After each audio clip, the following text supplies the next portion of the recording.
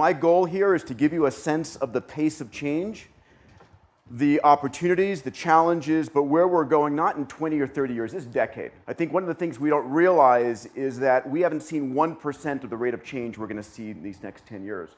And the opportunity for that is extraordinary, because it used to be that 1,000 years ago, the only people who could change a nation or region of the world were the kings and the queens. 100 years ago, it was the industrialists, the robber barons. Today, it's anyone. Anyone passionate enough is given access to these exponential and accelerating technologies, can take on the world's grand challenges, and I believe solve them. I'm executive chairman, co-founder of a university called Singularity University. It's seen here. We're backed by Google, by 3D Systems, by Deloitte, by Genentech, by Cisco. Our mission as a university is to give the top graduate students and executives from around the world an understanding of what's in the lab today and coming to market in the next 2, 5, 10 years on these converging exponential technologies. Because these technologies are those that are the levers, if you would, to impact 1 billion people. And we talk about the fact that today an entrepreneur, and we cultivate about 15 startups a year out of SU, an entrepreneur can actually start a company that impacts 1 billion people in a decade.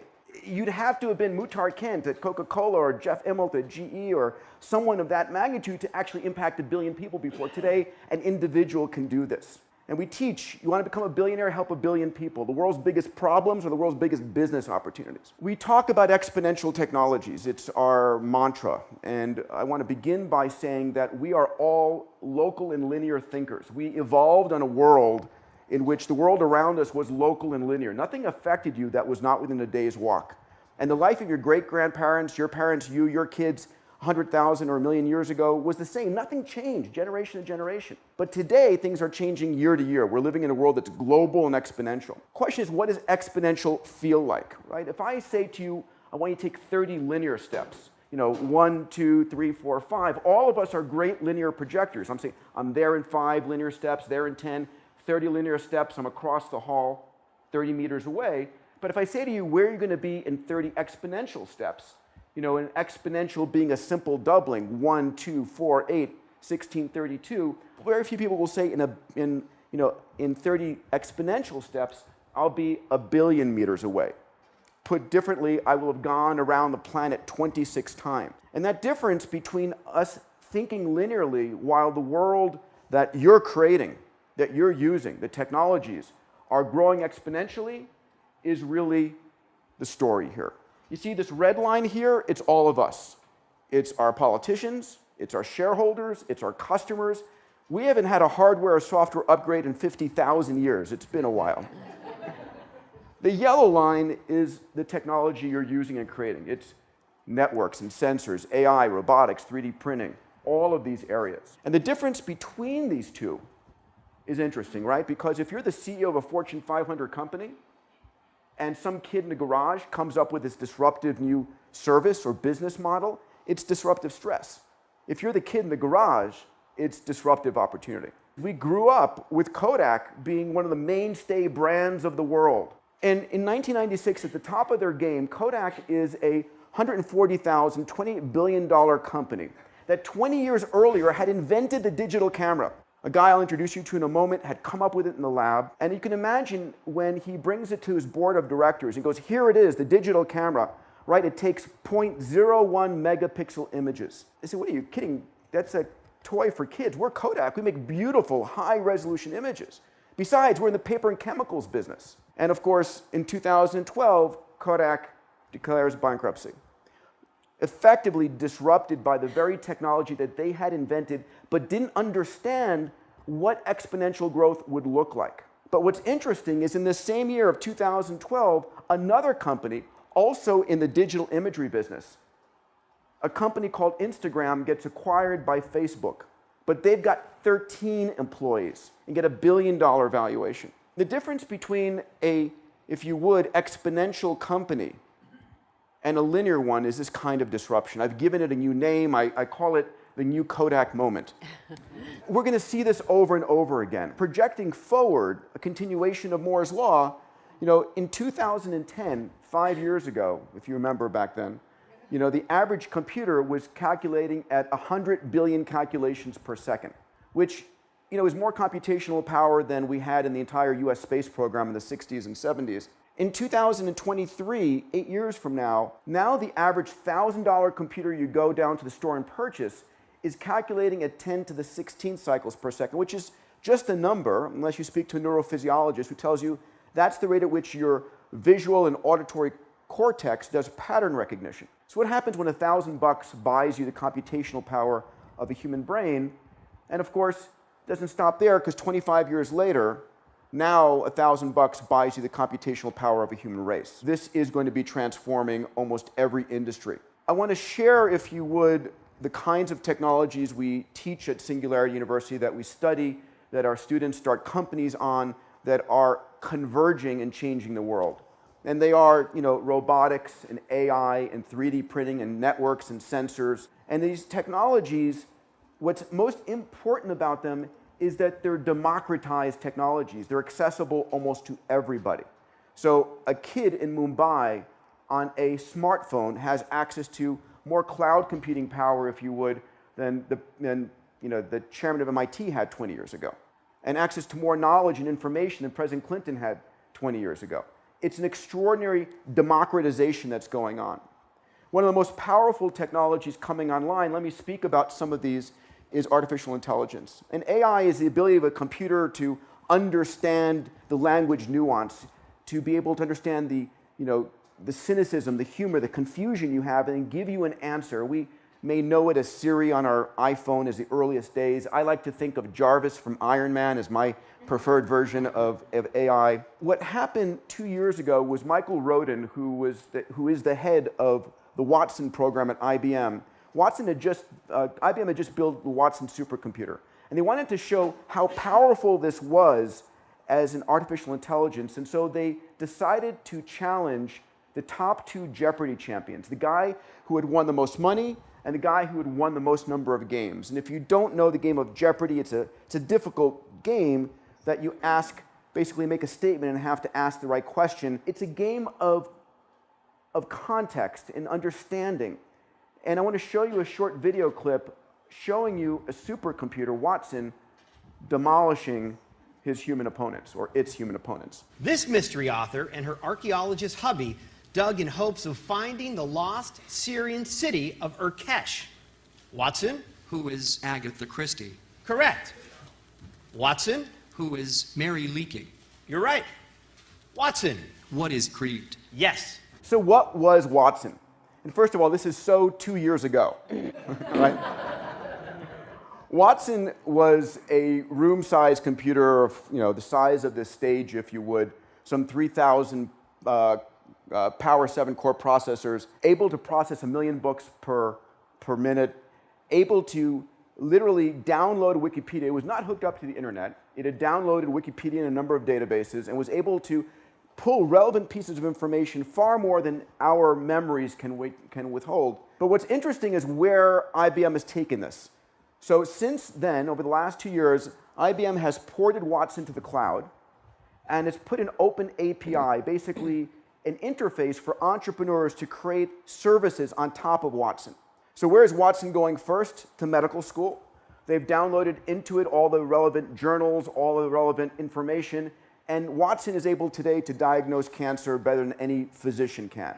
Because medicine is far more than anything you can hold in your mind with all of the lab tests that we run. There's no way that a human can withhold in their minds that level of information. But here's the notion. Today, as we go towards this future, anyone with a cell phone can call Watson and ask a question. This is the democratization not of information, like Google may be, but the democratization of knowledge, of answering questions. And we're going to see a number of companies, every major IT company, heading in this direction. So what's next? Next, I'm going to talk about sensors. This is that guy at Kodak who came up with the digital camera. Here you can see it. You can imagine walking into the boardroom of Kodak and saying the future of Kodak and the reaction. And so 0.01 megapixels, $10,000, 4 pounds. Today, here's today's digital camera, right? 10 megapixels, a couple of bucks. This is 1 billion times better. The question is, it doesn't stop here, right? We haven't reached the pinnacle of cameras. Where is it going to be in 10 years when it's 1,000 times better? 20 years when it's 1,000,000 times better? 30 years when it's 1,000,000,000 times better? Will it be high-definition cameras woven into your clothing and micro-drones in the air? I want to give you a sense that sensor technology is exploding, right? My friends at Cisco talk about the Internet of Everything, that we're heading towards with 12 billion connected devices today, 50 billion by 2020, and those connected devices, each with a dozen sensors, we're heading towards a trillion sensor economy, where effectively, in the near term, you're going to be able to know anything you want, anytime you want, anywhere you want. This is the first inertial measurement unit. This is what got us to orbit, got us to the moon. Tens of millions of dollars, tens of pounds, able to measure velocity accelerations. Where is it today?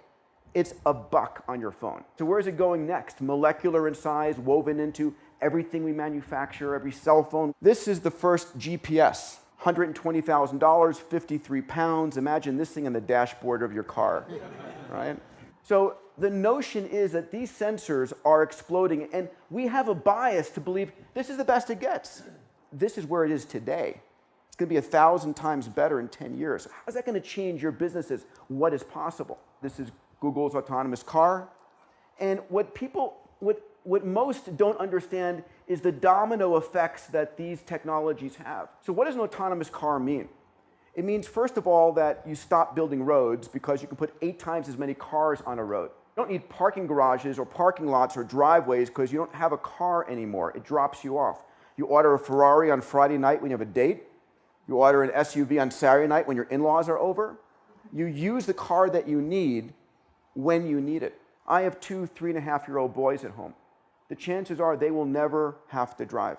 And so what happens to Detroit or whatever car industry center you want when people don't buy cars, they use them on demand? And by the way, if cars don't crash, you need automotive insurance anymore. So a lot of implications that people don't talk about. And because, driving an autonomous car is, anybody driven one of these cars here? I know you have, Matt, Red. So I'm going to show you what it feels like to drive in one of these cars. We took a team of people over to Google from X Prize on our adventure trips, and I want to show you what it looks like on a slalom course inside one of these cars.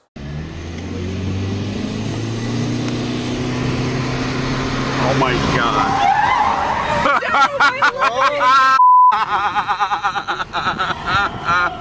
Oh dear Lord.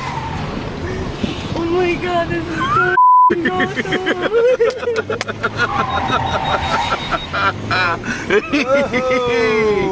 Oh my God.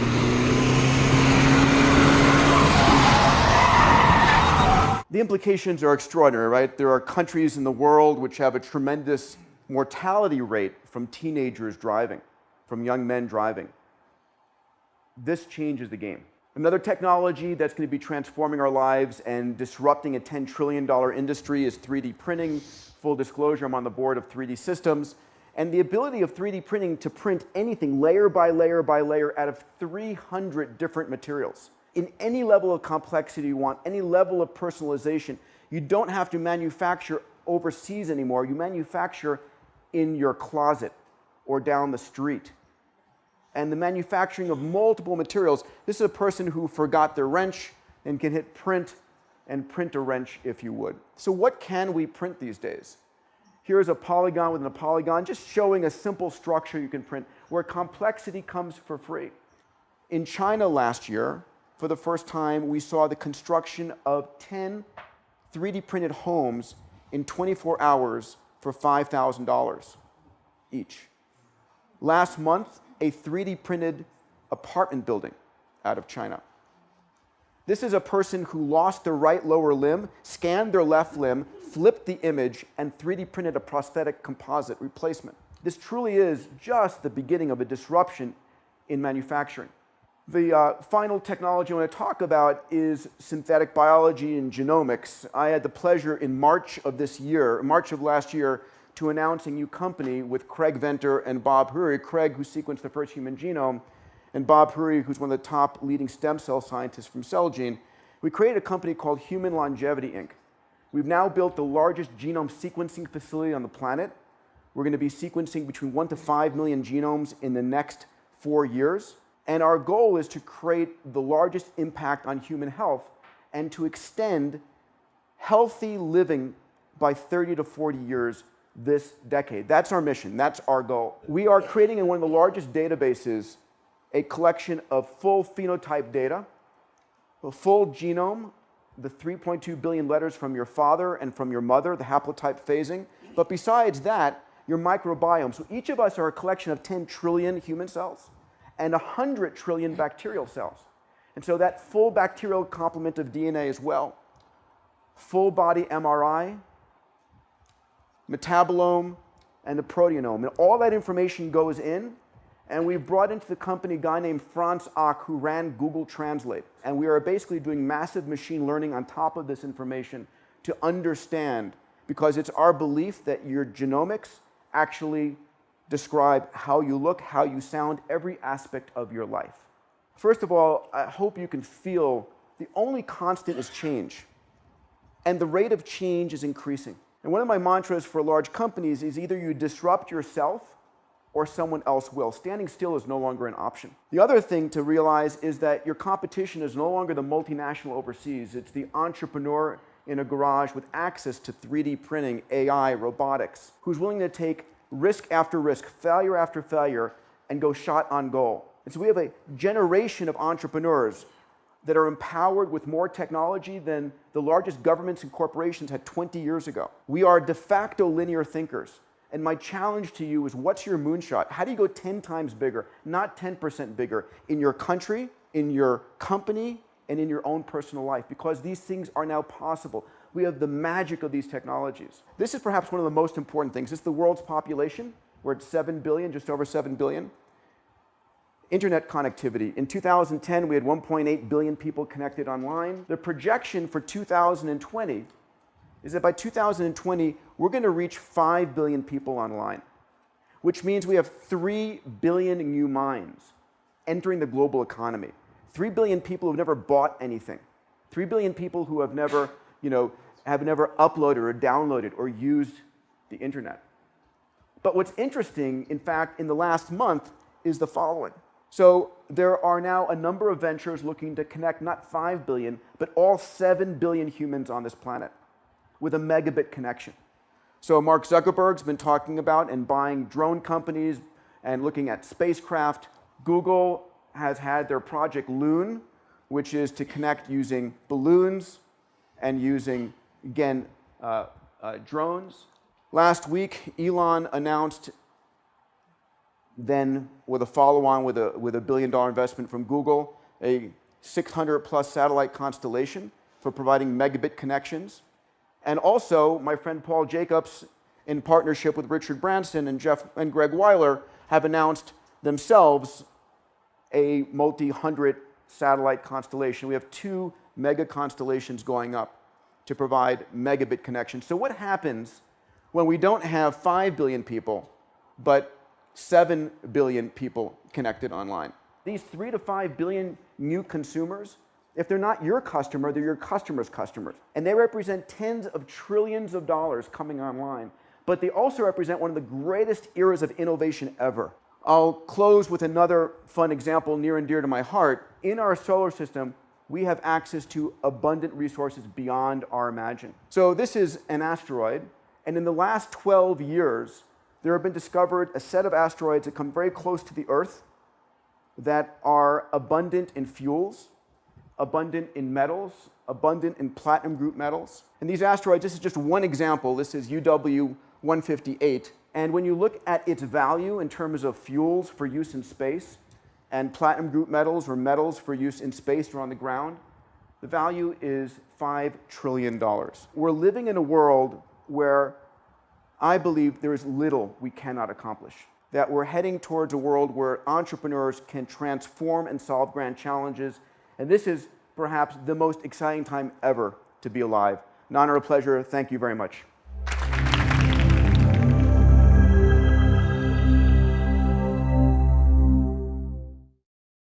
Next 2, 5, 10 years on these converging exponential technologies.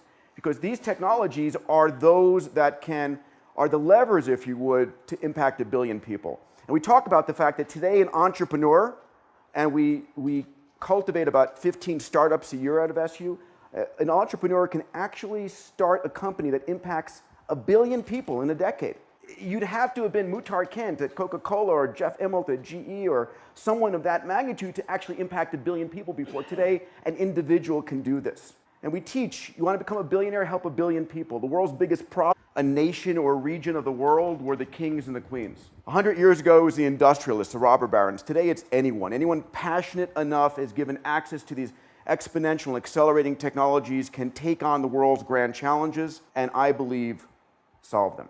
I'm executive chairman, co-founder of a university called Singularity University. It's seen here. We're backed by Google, by 3D Systems, by Deloitte, by Genentech, by Cisco. Our mission as a university is to give the top graduate students and executives from around the world an understanding of what's in the lab today and coming to market and the problems are the world's biggest business opportunities. We talk about exponential technologies. It's our mantra. And I want to begin by saying that we are all local and linear thinkers. We evolved on a world in which the world around us was local and linear. Nothing affected you that was not within a day's walk. And the life of your great-grandparents, your parents, you, your kids, 100,000 or 1 million years ago was the same. Nothing changed generation to generation. But today, things are changing year to year. We're living in a world that's global and exponential. The question is, what does exponential feel like, right? If I say to you, I want you to take 30 linear steps, 1, 2, 3.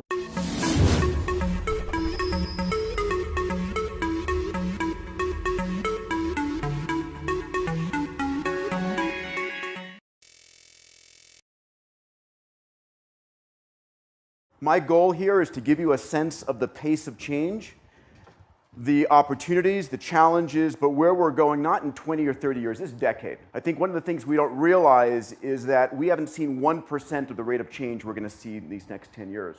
And the opportunity for that is extraordinary because it used to be that 1,000 years ago, the only people who could change 3, 4, 5, all of us are great linear projectors. I'm saying I'm there in 5 linear steps, there in 10, 30 linear steps, I'm across the hall, 30 meters away. But if I say to you, where are you going to be in 30 exponential steps? An exponential being a simple doubling, 1, 2, 4, 8, 16, 32. Very few people will say in 30 exponential steps, I'll be 1 billion meters away. Put differently, I will have gone around the planet 26 times. And that difference between us thinking linearly while the world that you're